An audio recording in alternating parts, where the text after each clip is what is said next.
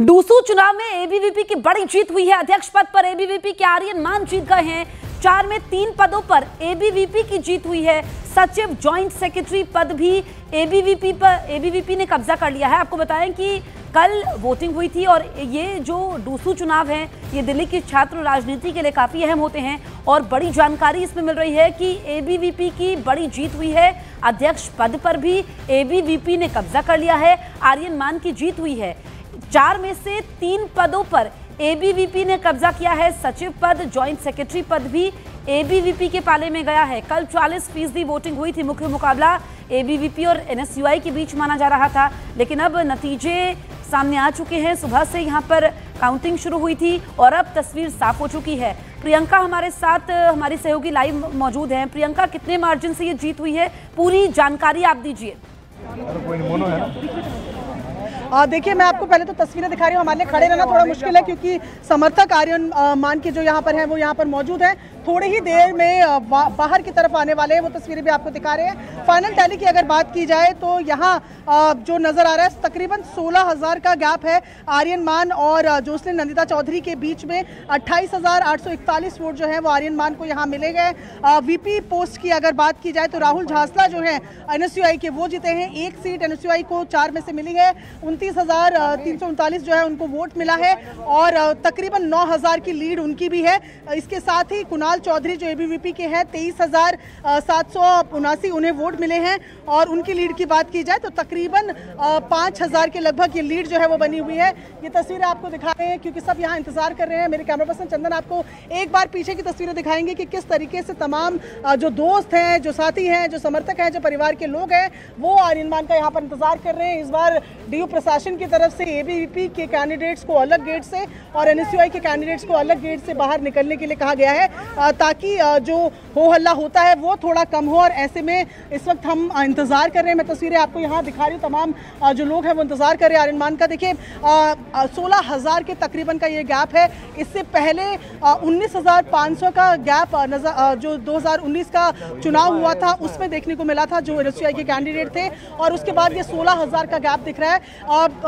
जो 40% के लगभग भी वोटिंग दिल्ली यूनिवर्सिटी में नहीं हुई है और उसके बाद जो ये नतीजे सामने आ रहे हैं इसमें साफ है कि एबीवीपी ने एक बार फिर परचम जो है वो लहरा दिया है। 4 में से 3 सीटों पे एबीवीपी जीत गई है। एबीवीपी के प्रेसिडेंट पद के उम्मीदवार आर्यन मान ने 16,000 के लगभग जो मार्जिन है उस लीड मार्जिन से जीत हासिल की है और अब बस इंतजार की वो अंदर से बाहर आए, अपने परिवार, अपने समर्थकों से यहाँ पर मिल पाए। ये तस्वीरें आपको दिखा रहे हैं। उनका परिवार आपके लिए बहुत बहुत धन्यवाद दिल्ली विश्वविद्यालय के स्टूडेंट्स को मैं देना चाहता हूं कि आप सब लोगों ने हमें जिताया, अखिल भारतीय विद्यार्थी परिषद पे विश्वास करा और 3-0 से विजयी बनाया। बहुत बहुत धन्यवाद। एनएसयूआई के प्रेसिडेंट वरुण चौधरी ने एक ट्वीट कहा है कि जो वाइस प्रेसिडेंट की पोस्ट को जीते हैं उसमें लड़ाई आरएसएस के खिलाफ हुई है, बीजेपी के खिलाफ हुई है, आप सबके खिलाफ हुई है, न्यू एडमिनिस्ट्रेशन के खिलाफ हुई है, लड़ाई हो हुई है, उसको किस तरह देखते हैं? इनका हर बारी की तरह है, जब ये सीट जीत जाते हैं तो ये जश्न बनाते हैं, जब ये सीट हार जाते हैं तो उंगली उठाते हैं कि ये चीज़ें ऐसी ऐसी क्यों हुई। आप आपकी जीत हुई है जॉइंट सेक्रेटरी पद के लिए, तमाम चीज़ें आप लोगों की है, बड़ी टफ फाइट आप लोगों की, किस तरह जीत रही है, क्या मायने हैं और जो आपके कैंडिडेट आ रहे हैं उनको क्या कहेंगे, जीतने वाले को क्या कहेंगे और अपने लिए क्या? एक तो मैं बहुत दूर बिहार से आकर यहाँ पर संघर्ष करा मैंने 6 साल का और दिल्ली यूनिवर्सिटी के एक स्टूडेंट ने मेरी मेहनत को, मेरे संघर्ष को समझा और मुझे 4,000 के मार्जिन से जिताया। उसके लिए मैं पूरे दिल्ली विश्वविद्यालय का तहे दिल से धन्यवाद करती हूँ और मैं जीवन भर इस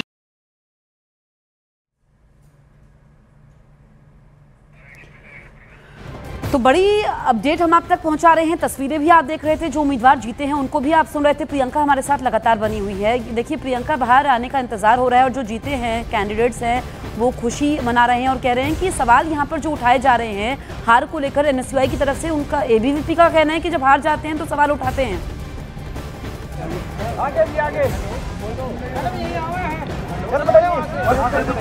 प्रियंका, देखिए तस्वीरें फिर इंतजार की आपको दिखा रही हैं। यहाँ पर एबीवीपी के कुछ कार्यकर्ता अंदर नजर आ रहे हैं, पर बाहर देखिए तमाम समर्थक यहाँ पर एबीवीपी के, खास तौर पर अगर मैं कहूँ आर्यन मान के लिए यहाँ पर जो लोग हैं वो इकट्ठा हुआ नजर आ रहे हैं। 4 में से 3 सीटें एबीवीपी ने जीती हैं। पिछली बार 2-2 में मुकाबला अटका था, लेकिन डीयू में ये कहा जाता है कि अगर आपने प्रेसिडेंट सीट जीती है तो फिर आपने चुनाव जीत लिए हैं, 4 सीट आपने जीत ली हैं। तो उस प्रेसिडेंट सीट पे जहाँ पर रौनक खत्री पिछली बार काबिज थे, इस बार आर्यन मान ने जीत हासिल की है और जीत भी ऐसी कि 16,000 का मार्जिन रहा है। और यहाँ फिलहाल आप देखिए हालत यहाँ पर जो है बहुत ज्यादा, क्योंकि इंतजार कर रहे हैं, उनके परिवार के लोग भी यहाँ मौजूद हैं, उनके जो दोस्त हैं, उनके जो सपोर्टर्स हैं अलग अलग जगहों से आए हुए, वो भी इंतजार कर रहे हैं, हाथों में मालाएं लिए इंतजार कर रहे हैं। इस बार खास नजर जो है वो रहने वाली है हाईकोर्ट की भी। जैसे कि हम लगातार बताते आ रहे हैं कि पिछली बार जब चुनाव हुए थे उसके बाद नतीजे इस तरीके से नहीं आ पाए थे अगले ही दिन जैसे इस बार आए हैं, क्योंकि हाईकोर्ट ने सुमोटो ले लिया था और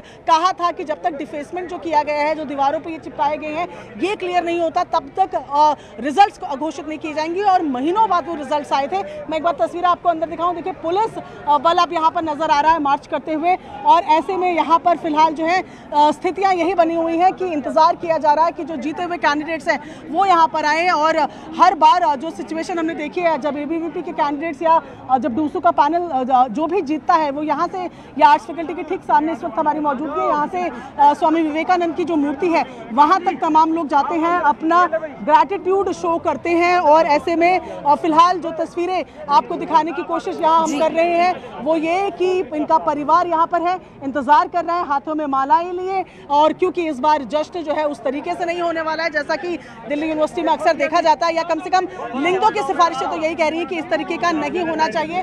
पर यहाँ पर ठीक है प्रियंका, ठीक है, आप नजर बनाए रखिए, आगे भी हम आपसे अपडेट लेंगे। प्रियंका शुक्रिया आपका। बढ़ते हैं आगे, कांग्रेस नेता राहुल गांधी का नया बयान सियासत में हलचल मचा रहा है। राहुल ने एक्स पर लिखा कि देश के यंगस्टर्स, स्टूडेंट्स और जेनजी वोट चोरी रोकेंगे, संविधान की रक्षा करेंगे। राहुल का यह बयान आते ही बीजेपी ने पलटवार कर दिया और इसे देश के लिए खतरनाक बताया, तो समाजवादी पार्टी ने राहुल का पूरा समर्थन कर दिया।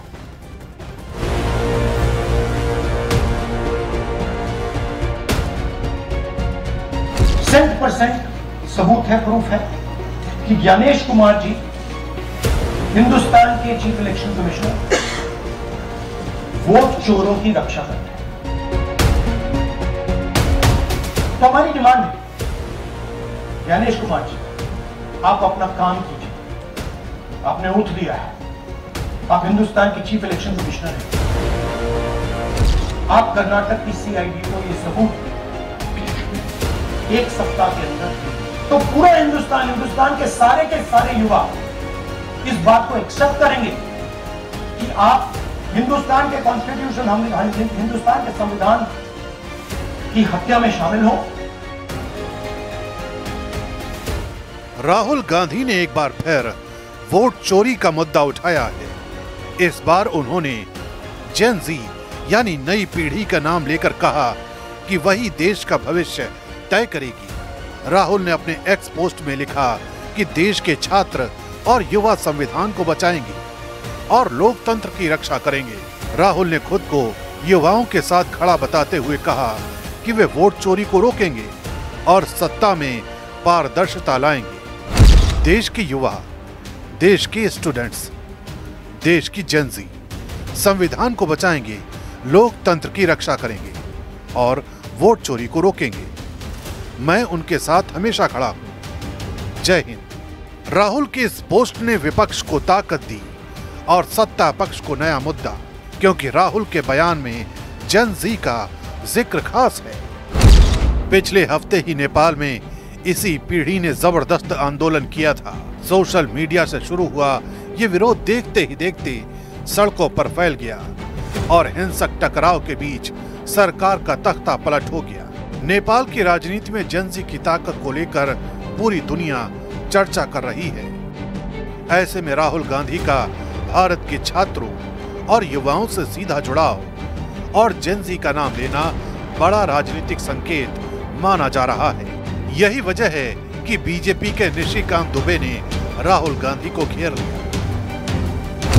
जेन जी परिवारवाद के खिलाफ है। वो नेहरू जी, इंदिरा जी, राजीव जी, सोनिया जी के बाद राहुल जी को क्यों बर्दाश्त करेगा? वो भ्रष्टाचार के खिलाफ है, आपको क्यों नहीं भगाएगा? वो बांग्लादेश में इस्लामिक राष्ट्र तथा नेपाल में हिंदू राष्ट्र बनाना चाहता है, वो भारत को हिंदू राष्ट्र क्यों नहीं बनाएगा? देश छोड़ने की आप करो तैयार। आप कहना क्या चाहते हैं कि एक जेएनजे के नाम पर देश में आप अराजकता फैलाना चाहते हैं?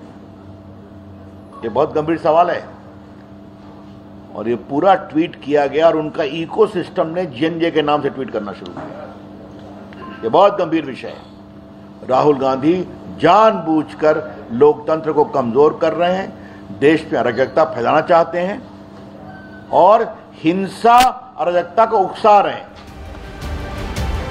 समाजवादी पार्टी राहुल गांधी के समर्थन में उतर आई। समाजवादी पार्टी के नेता आईपी सिंह ने कहा कि लोकतंत्र की रक्षा के लिए जनजी क्रांति की जरूरत है। उन्होंने दावा किया कि अब देश का युवा अपने अधिकारों के लिए जाग चुका है और राहुल गांधी का आह्वान सही समय पर आया है। उधर बीजेपी के प्रदीप भंडारी ने भी राहुल गांधी के बयान पर जोरदार हमला बोला है। सोशल मीडिया प्लेटफॉर्म एक्स पर उन्होंने लिखा, राहुल गांधी भारतीय लोकतंत्र के लिए खतरनाक है। राहुल गांधी एक वंशवादी नेता है जिन्हें ये देखकर जलन हो रही है कि भारत का युवा देश के विकास और आर्थिक तरक्की में योगदान दे रहा है। राहुल गांधी अपने घुसपैठिया बचाओ कैंपेन के जरिए लोगों को भड़काना चाहते हैं। राहुल गांधी एंटी इंडिया ताकतों के पोस्टर बॉय हैं। राहुल गांधी का रिमोट बॉर्डर के उस पार है। देश को राहुल के खतरनाक और बुरे इरादों से सावधान रहना चाहिए। राहुल गांधी के इस बयान को लेकर बीजेपी का पलटवार और समाजवादी पार्टी का समर्थन साफ कर देता है कि जनजी अब भारतीय राजनीति का नया कीवर्ड बनने जा रहा है। प्रयागराज में नेता प्रतिपक्ष राहुल गांधी की प्रेस कॉन्फ्रेंस से जुड़ा नया विवाद सामने आया है। राहुल गांधी द्वारा वोट चोरी के आरोपों के समय दिखाए गए मोबाइल नंबर को प्रयागराज के अंजनी मिश्रा ने अपना नंबर बताया। अंजनी मिश्रा ने आरोप लगाया कि राहुल गांधी ने गलत तरीके से उनका नंबर सार्वजनिक कर दिया है। उनका कहना है कि वो कभी महाराष्ट्र नहीं रहे, ना ही वहां के वोटर हैं। अंजनी का दावा है कि इस नंबर को वो पिछले 15 साल से इस्तेमाल कर रहे हैं और अब वायरल होने की वजह से उन्हें परेशान किया जा रहा है।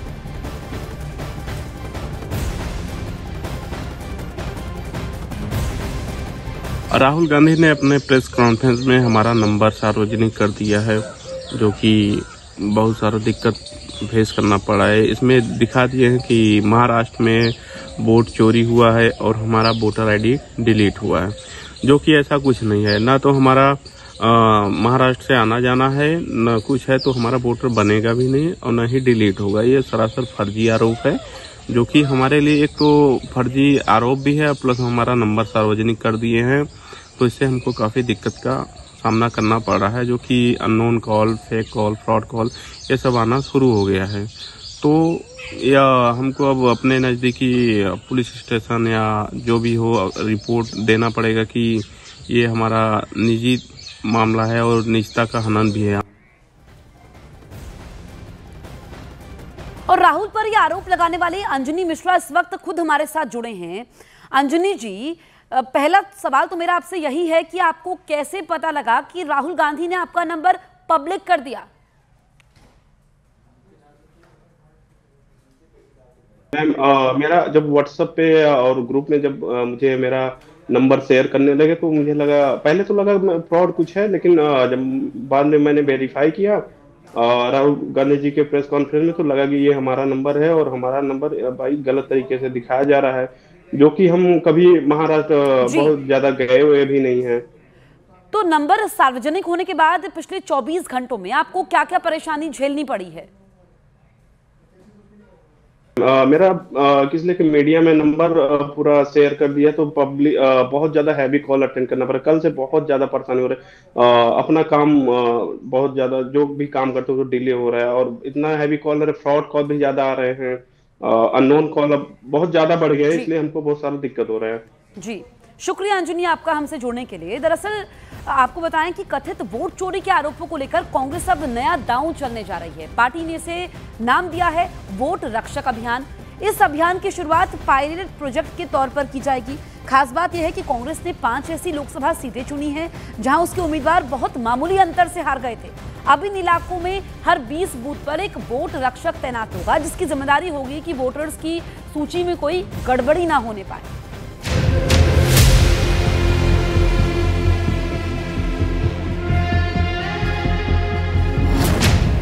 वोटों की हिफाजत के लिए कांग्रेस का बड़ा प्लान। वोट रक्षकों की तैनाती करने की तैयारी में कांग्रेस। 5 जिलों से शुरू होगा वोट रक्षा का पायलट प्रोजेक्ट। राहुल गांधी लंबे वक्त से वोट चोरी के मुद्दे को उठाते रहे। अब कांग्रेस इसे जमीनी स्तर पर भी अभियान बनाने जा रही है। शुरुआत 5 लोकसभा सीटों से होगी। राजस्थान की जयपुर ग्रामीण और अलवर, उत्तर प्रदेश की बांसगांव, छत्तीसगढ़ की कांकेर और मध्य प्रदेश की मुरैना। इन सीटों पर कांग्रेस बेहद कम अंतर से हारी थी। पार्टी का मानना है कि वोटर लिस्ट में गड़बड़ी इसकी वजह बनी। इसी को रोकने के लिए अब यहां वोट रक्षक तैनात किए जाएंगे।